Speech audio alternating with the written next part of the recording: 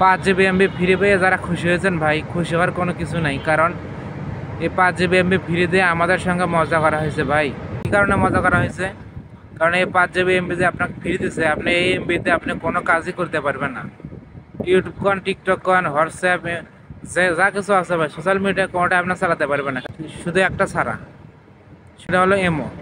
ভাই এই এমোটা চালানোর জন্য কারণ হলো প্রবাসী ভাইয়েরা যারা তাদের ফ্যামিলির সঙ্গে কথা বলতে পারে, প্লাস তারা যেন রেমিটেন্স পাঠাতে পারে, এবং এ কারণে দেশের যে রিজার্ভ যদি একটু উন্নত হয়, সেই ক্ষেত্রে তারা 5 GB MB ফ্রি দিচ্ছে ভাই।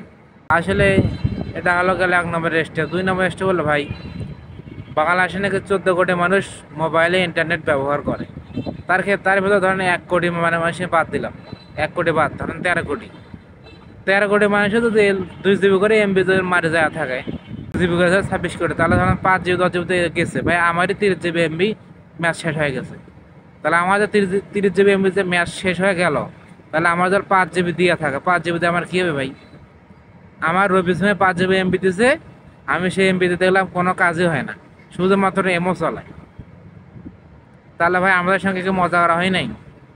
যদি আমাদের এমবির মেয়াদ বাড়াই দিলে, 1 সপ্তাহ করে আমাদের এমবির মেয়াদ বাড়াই দিত ভাই, তাহলে আমরা কিছু করতে পারতাম। আর যে 5 GB MB ফ্রি দিছে, এরা 3 দিন মেয়াদ, যদি 3 বছরের মেয়াদ দেয় ভাই, তাও এই এমবি শেষ হবে না, কারণ এই এমবির কোনো পাওয়ার নেই।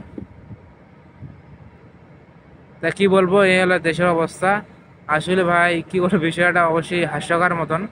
তো অবশ্যই ভিডিওটা শেয়ার করে দিবেন, যেন সিম কোম্পানি নজরে পড়ে, যেন আমাদের ভিডিওগুলো দেখতে পারে, তাদের লজ্জা হয়।